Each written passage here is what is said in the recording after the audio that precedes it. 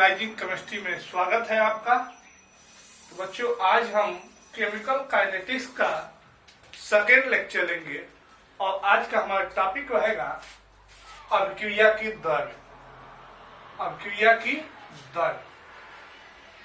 पिछले क्लास में हम लोग पढ़े थे कि केमिकल काइनेटिक्स यानी रासायनिक बलगति क्यों पढ़ते हैं।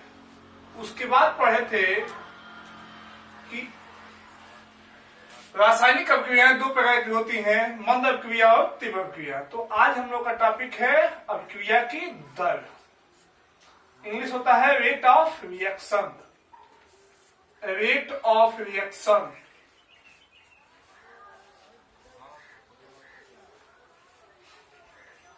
तो बच्चों, अभिक्रिया की दर किसे कहते हैं?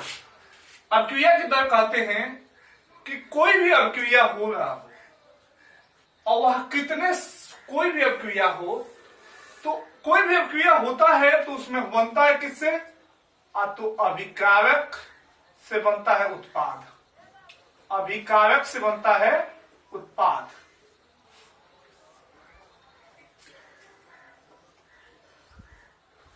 तो जब अभिकारक से उत्पाद बनता है तो अभिकारक की सांद्रता घटती है, उत्पाद की सांद्रता बढ़ती है।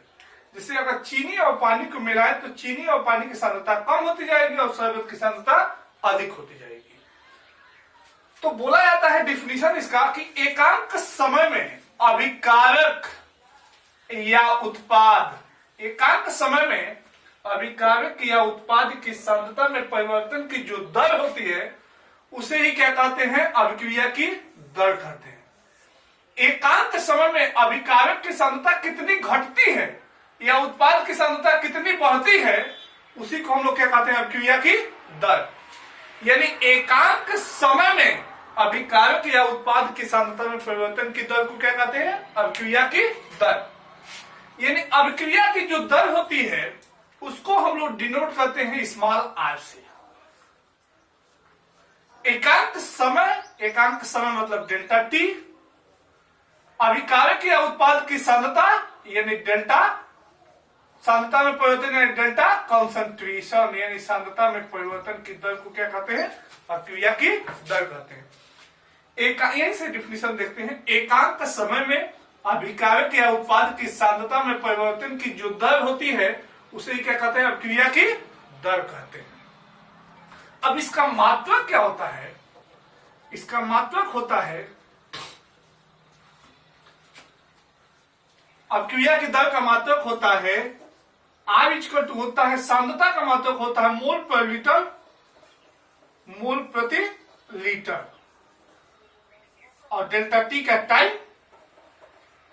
तो यानी अभिक्रिया का दर का मात्रक होता है mole litre inverse time inverse. तो बच्चों, हम लोग आज पढ़े क्या? अभिक्रिया की दर। अभिक्रिया की दर यानी अगर इसका डिफिनीशन बोला जाए तो एकांक समय में अभिकारक या उत्पाद की सांद्रता में परिवर्तन की दर को क्या कहते हैं? अभिक्रिया की दर। इसका मतलब होता है मोल प्रति लीटर प्रति टाइम। तो बच्चों, अब हम लोग अगले टॉपिक पर चलते हैं। अभी तक आप अगर अपना ये चैनल सब्सक्राइब नहीं किए हैं तो सब्सक्राइब कर लें और वीडियो को लास्ट तक देखते रहें। अब हमारा टॉपिक है अभिक्रिया की कोटि। अभिक्रिया की कोटि। अभिक्रिया की कोटि।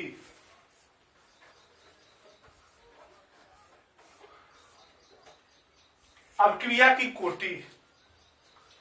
अगर बोला जाए कि कोई अगर अभिक्रिया है, रिएक्शन है, अल्फा ए प्लस बीटा बी से बना उत्पाद, से बना उत्पाद, यहां पर ए और बी क्या है? अभिकारक, और बना उत्पाद। तो यानी अभिकारक की जो सांद्रता का जो गुणांक है, इसका गुणांक क्या है? अल्फा। यानी ए की कोटि जो होगी वो क्या होगी? अल्फा। बी की कोटि क्या होगी? बी का गुणक क्या है? बीटा, तो इसका कोटि क्या होगा? बीटा। यानी यहां पर ए की कोटि अल्फा है, बी की कोटि बीटा है। अगर पूछा जाए पूरी अभिक्रिया की कोटि क्या होगी, तो अल्फा प्लस बीटा। यानी अभिक्रिया कोटि यहां पर क्या है? Alpha plus beta, alpha plus beta, alpha plus beta है। इस अल्फा प्लस बीटा का मान 0 हो सकता है, 1 हो सकता है, 2 हो सकता है, 3 हो सकता है। अगर जब अभिक्रिया की कोटि, जब अल्फा प्लस बीटा की वैल्यू 0 हो, तो उस अभिक्रिया कहते हैं शून्य कोटि की अभिक्रिया। शून्य कोटि की अभिक्रिया। जब 1 हो तो कहते हैं प्रथम कोटि की अभिक्रिया। जब 2 हो तो उस अभिक्रिया कहते हैं द्वितीय कोटि की अभिक्रिया। और जब 3 हो तो उस अभिक्रिया कहते हैं तृतीय कोटि की अभिक्रिया। यानी अभिक्रिया क्या कहलाएगी? जब अल्फा प्लस बीटा की वैल्यू, जब अल्फा प्लस बीटा की वैल्यू 0 हो तो उसे जीरो ऑर्डर रिएक्शन, 1 हो तो फर्स्ट ऑर्डर रिएक्शन, 2 हो तो सेकेंड ऑर्डर रिएक्शन, और 3 हो तो थर्ड ऑर्डर रिएक्शन। ओके।